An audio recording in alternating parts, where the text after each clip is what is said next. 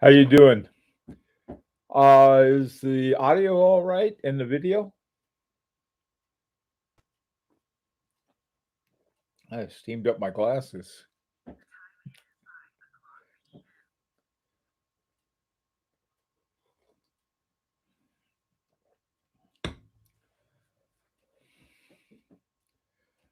Oh,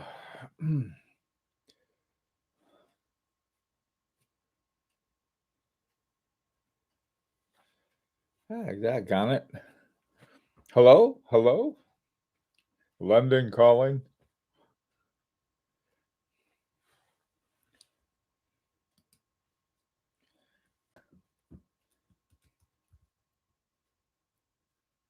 Hi, Dom. How you doing? Hi, Adam. Oh, boy. Hi, Godfrey. Mark, good to see you. Good. Everything's coming across good. Great. Um, what I what I thought we might do since we've been, sort of the Grand Prix is fresh. Hi, Raphael. Is talk about the categories that they have and sort of how they've come to be. I'm sort of a lot of times I'm trying to figure out what went what went on, not what went wrong, but what went on.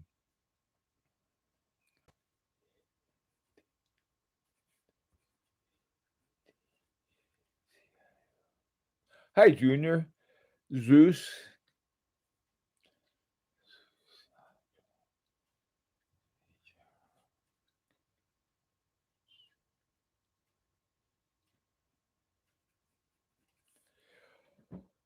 Okay, so let's talk about this right now. The Hi, Thomas. The the categories they have are, let me get them all up here.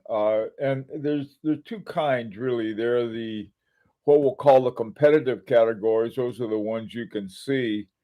And then there are these other categories that are, for lack of a better term, I'll call them hidden categories. Hang on a sec, and we'll get the price list. Okay. Hi, Owen.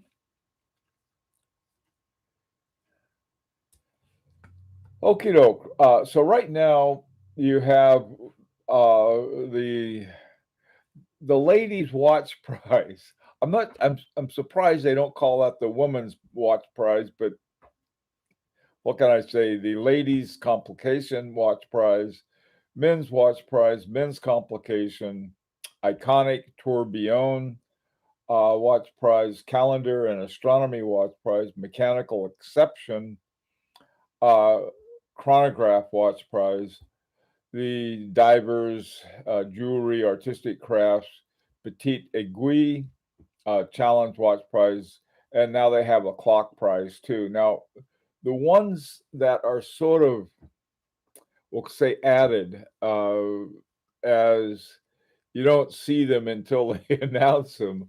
One is the chronometry prize that used to be one you could enter your watch into. The horological revelation prize that is, it could be any number of things. The audacity prize, the cheeky prize, and then the innovation prize. Now, and then they have a special jury prize, which is a little different. But I guess the ones that I am most interested in and talking about are the ones you take, for example, the men's prize, just the regular men's prize. They to be in the men's prize, basically, the watches that they have are pretty much time only watches, and that can be any men's watch. Only mechanical, which is an interesting thing. I talk about that in a bit. Then there's the men's complication prize, and you have to add a complication to it. It can be something simple like GMT or something very complex like I don't know what, anything else you want to add to it. The iconic watch prize. This one is relatively new. Of all of the ones they could get rid of that don't make a lot of sense, that's it. I think the Tourbillon watch prize. There used to be, I think there was something else that they used to have, and everything in it was a tourbillon. So they changed that into prizes just for tourbillons. But if you look a lot of these at the complication prize and some of these other ones, mechanical exception, uh, you're going to find a lot of tourbillons too.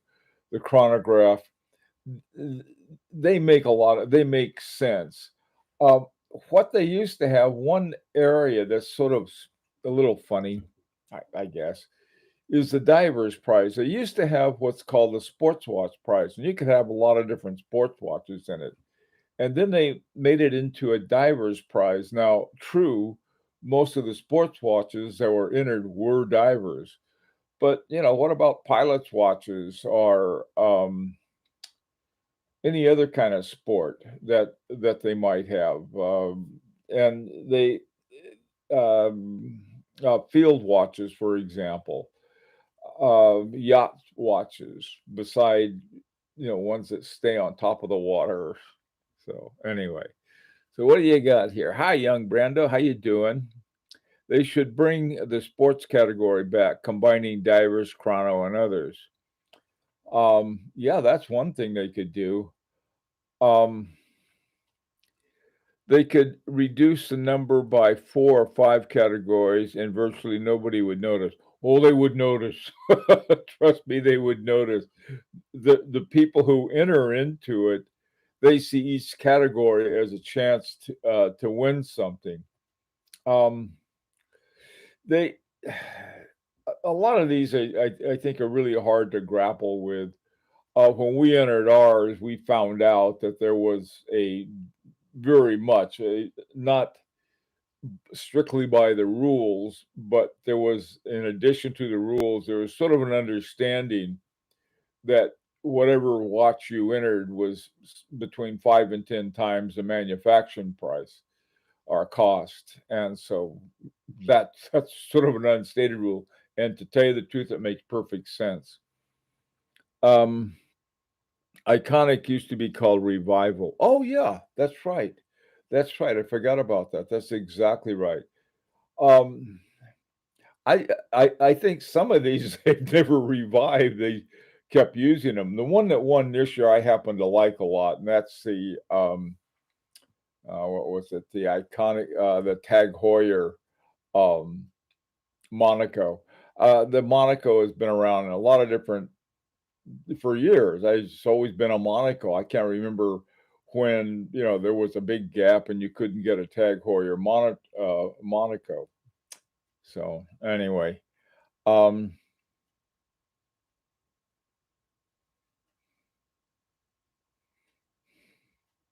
hi, Rancher. I think they need a category to call some brands and models out, like the Razzies for watches. Oh boy, this is something I think it's not doesn't take a rocket science to realize that this is a thing for promoting mechanical watches, and as far as I'm concerned, that's the best possible reason they could have this. Um, Having a win or even a nomination or even an entry into this can really get a watch a lot of notoriety. But in terms of the categories, like I was thinking, I think, well, after what happened to us, I thought, well, they ought to have a subscribers category. But of course, that doesn't make any more sense or less sense than the ones they have already. Someone suggested a new watch, a new company with their first watch. Well, that's in our past now, so I don't care whether they have one or not. Um, the entrance would surely notice, but the general observer would care less. I'm a general observer, and I'd care. Let's see. Yeah, I think if to add some or to take some away, the whole the thing I find most interesting are the four that if they were ever in sort of a competitive mode with the chronometry, the horological revelation, which I'm still not sure what that means, the audacity, same with that one, and then the innovative. The difference between innovative and audacity and horological revelation, I'm not sure. But what these do is sort of an interesting thing, I think. There are so many really great watches, and some of like the men's category, for example, are in the mechanical exception or the complication. Any one of those, there's usually more than one that deserves some award, and so the judges held back these basically top off prices.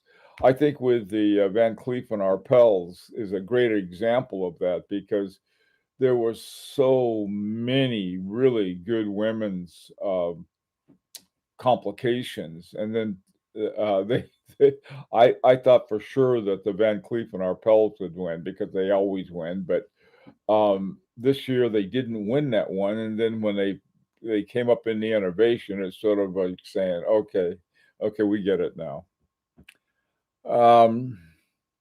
I saw Grand Seiko Kodo that won the chronometry prize today. An interesting piece. That is an interesting piece. I think chronometry is such it's about as close as you can get to a second Grand Prix award, in my opinion. The chronometry, and it's certainly a watch. That Seiko it really deserved it. One of the things that um, I almost think they ought to have something like a German prize because there have been so many really good German watches that seem to get passed over. Maurice Grossmann, all of those watches they are such good watches, and they always get cast aside. And I still don't know why. I don't even know if they've made it through the innovations stage or not. Really excellent watches.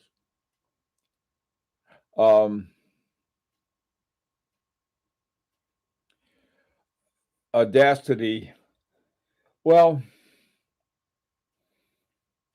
I guess for designs, I mean, what they say and what they do.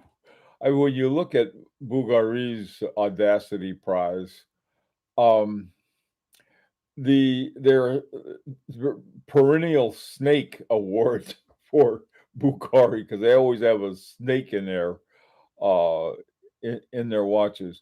One of the other things too, I think certain brands at some point seem to get, I'll say retired. And by retired, I mean people got sick of them winning everything. For example, I don't think FP Journe has entered a watch in years. And for a while there, he won every one of them almost, or every year he'd have one that he won something. 3 times he won the Aiguille d'Or, and that's more than any other company has. I think a couple of them have won twice, but none three. And then companies like Longa and Sunda, they quit entering. They were winning them left and right, and then all of a sudden they quit. Um, some other companies did too. Well, Rolex, of course. Yeah. They ought to have one for poor losers who would enter. Oh, hey, Sean, how about Arm& Strom? Yeah, they're great. Audacity is for designs that are nonconformist. Shock and Uri have won in the past.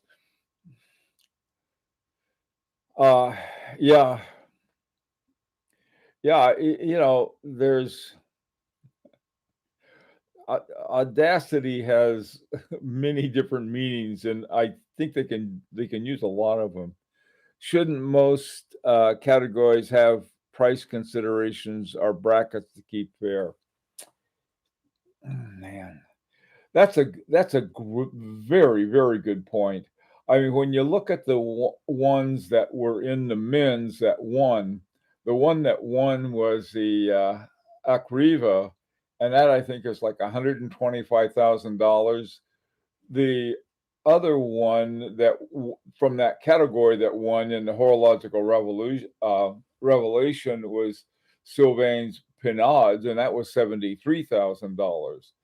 So I don't you have it's sort of like they don't want to have anyone with an unfair advantage like we had, okay? But then when you look at those prices compared to, somebody puts up a $10,000 Zenith in the men's thing, you can pretty much bet they're going to lose.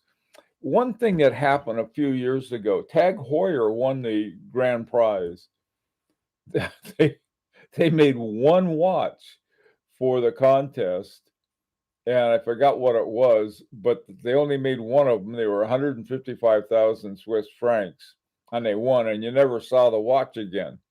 And that's sort of something that, if they're going to depend on how they look at things like that. But yeah, they spent a lot of money making that watch. Oh man, I forgot how many years ago it was, but um, young Brando there may remember. Eli, if you remember this, let me know. Vacheron Constantin came out, I think, I'm trying to remember what year it was, maybe 2016, 2013, something like that, with the most complicated watch that surpassed the most complicated watch that Patek Philippe had since 1989. Before that, it was, oh, what was it? Leroy. From 1900 to 1989, Leroy had the most complicated watch. And then it came Patek Philippe had it until 2013 or 2016. Now, what they did was interesting. The guys who developed it at Vacheron Constantin won a special prize, which I thought was sort of interesting.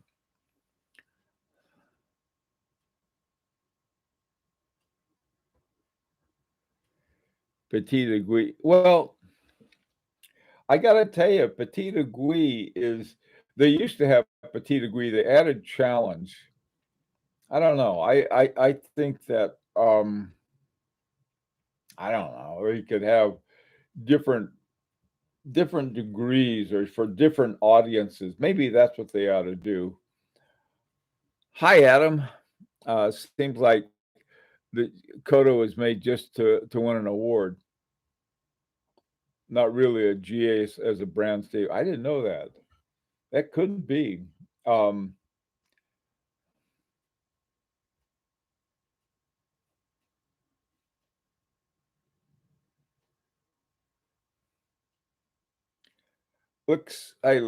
hey, Watch Geeks. No, I sort of I think Dominic has a point. I really do. Yeah, you have those two. You have the Petit Aiguille and the Challenge Award, and I really like those two categories. Except they don't let you put in ringers. I found out, but that might be something that they could consider. I mean, simply for the audiences. Look at, as collectors, we all have sort of a sense of people who like watches at different levels. You take Omega or Rolex and sort of I don't know. Of course, their prices have sort of gone nuts, so it's hard to say. Other ones like the Hamilton and so forth, that they are under 10, I guess. But it's such a broad category that you have with the within that. On the other hand, look how they've broken down everything else with all of these little special jury awards that they have for the chronometry and revelation, audacity, and so forth.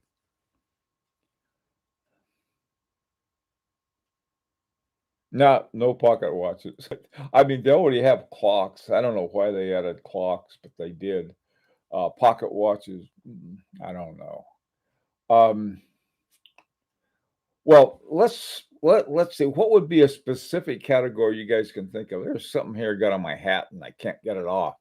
Um, Probably a moth having lunch. Um,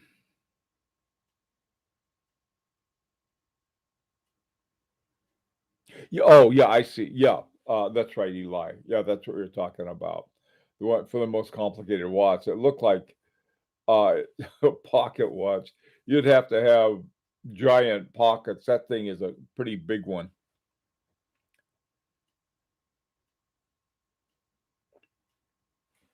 Oh, that's right. They did. They did have an extra thin one. Yeah, I think yeah, I think they ought to have, the other thing they could do, I think, this is just my opinion.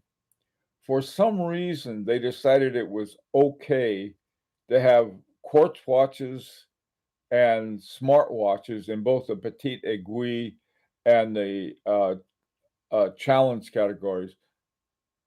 I don't know why they did that. If they want to have a quartz category, that'd be fine. And the same thing with smartwatch category. But to put those into the petite aiguille and the challenge watch, the reason it's not, to me, it's massively unfair is because they can be done so much cheaper. I just got my wife a, Hermes um, Apple Watch, and I'm thinking, man, there were lots of really expensive Apple Watch compared to the watches to mechanical watches. They're giving them away. I mean, they're really very inexpensive, relatively speaking, even to some of the most humble watches that we squander our hard-earned money on.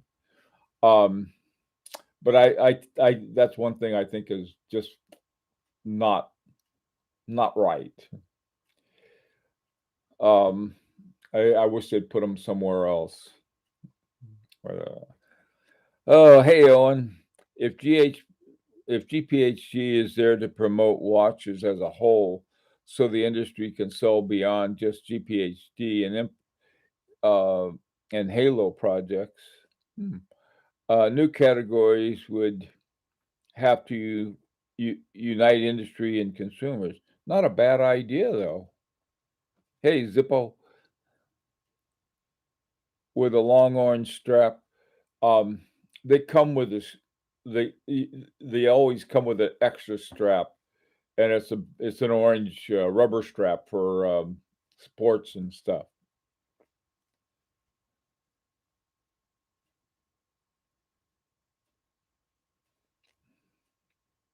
Hey, Kent, Apple Ultra is a great watch. Yeah. Oh no, they're great watches, no doubt about it. Um, my preferred Apple Watch is the Swiss Alps.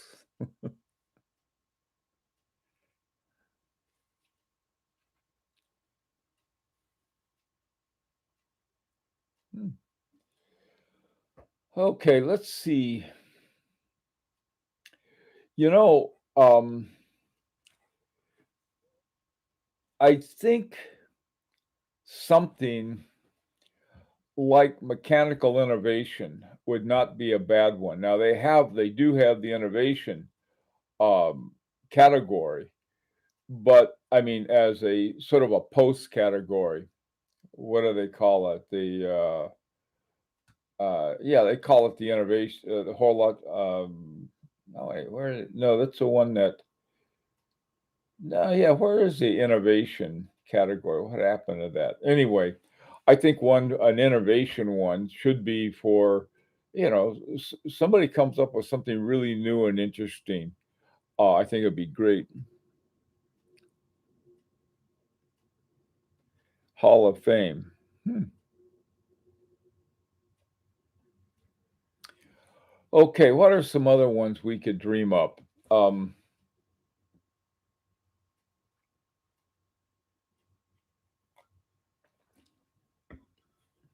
the one thing they used to have, I gotta tell you, I'm glad they got rid of it, but they used to have it, and that was the public prize. The public prize, people would vote for it. Well, there were some real ringers. You talk about ringers, they'd get a bunch of people together and all vote for one, and so they finally got rid of it. Um, yeah, I guess you're right, Eli. Yeah, yeah, that makes sense. It probably does. Um, the mechanical exception is pretty much is that kind of innovation. There's something though that seems to be like they poured super glue all over the categories, and they're sort of stuck with things that are, I don't know. I sort of like the old days when it wasn't just a few years ago where every year they changed it. But I guess they got tired of doing that, and they just said, "Well, this is what we're going to do, and we're not going to change ever again." And but the one change I again I still think they ought to get rid of. You don't mix quartz and mechanical. Um, I don't think. Nor smartwatches. They're just live in different realms. They really do. Um,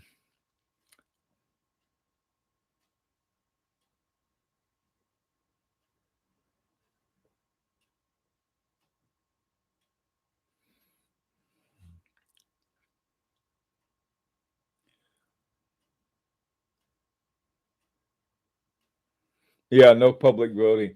Well, I think it was the public voting that they have is sort of interesting.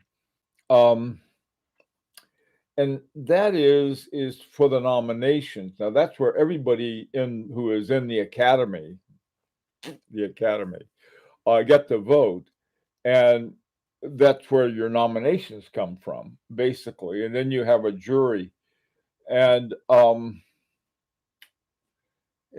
I've known people on the jury, and they're pretty good people. I mean, they're not people who are going to. You got to, in order to get there, though, to help, the people on the jury, you got to get nominated first.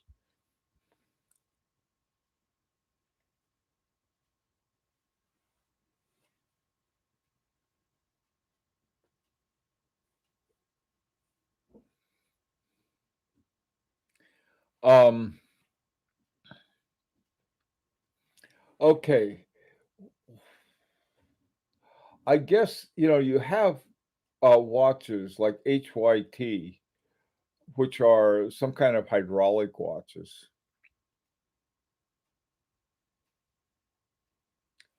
Oh, good grief! I wonder if they'll. Let me see if I can take these things out.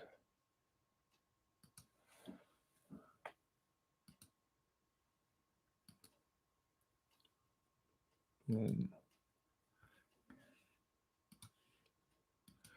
get rid of some of these things.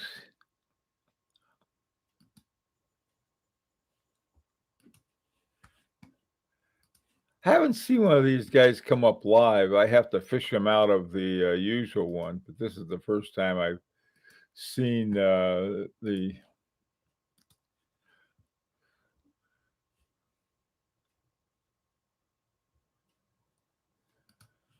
okay,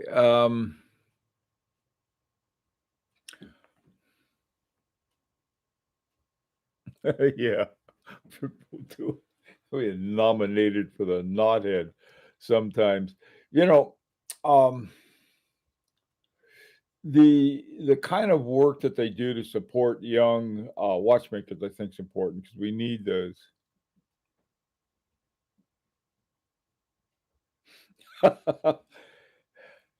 Hey, Zeus 87. I don't know how old you are, Zeus. Doesn't sound too old though.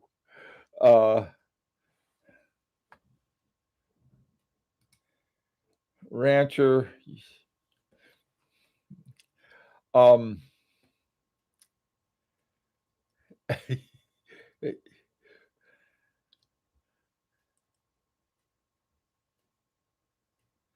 it's for the elites. I don't know. When you look at at people like Harboring 2. Harboring 2 has won a lot of awards. And it's a little company. It's not in Switzerland. It's in Austria. And Richard Harbring and Maria, they make these really great watches. I think and they're just good, flat out watches. And they've won several times, so they're not all elite, Truman. I mean, I guess there's some ruffians who get in every now and then. How about honoring movement meter makers? Oh, Adam, I think that's a fantastic idea. Very much so. Um, the Yes, like Agenor and Carnot and so on and so forth.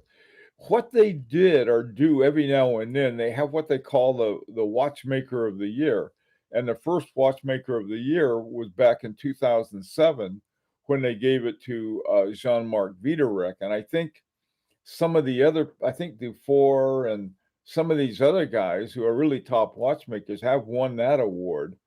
Um, but I like that idea. I think maybe every year they ought to have, people nominate somebody for being a top watchmaker. There, I don't know if you've seen his stuff, but there's a young couple of guys. I think it's Peterman, Badat, and then there's another guy, this French, young French kid who does these incredible watches. I think they should be recognized for what they do, and I agree with that. That's a great idea for a category.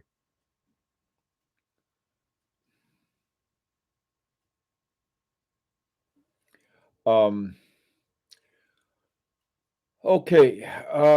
Well, listen, I think we talk about this every year. I don't know if anything has ever resolved, but I think it's sort of interesting to talk about. I think the next time I bring it up, um, I'm going to do it with, um, I'm going to have a whole list of things because they're hard to think of. Okay, frying pan time. Uh, yeah, I think so too. I've got to run.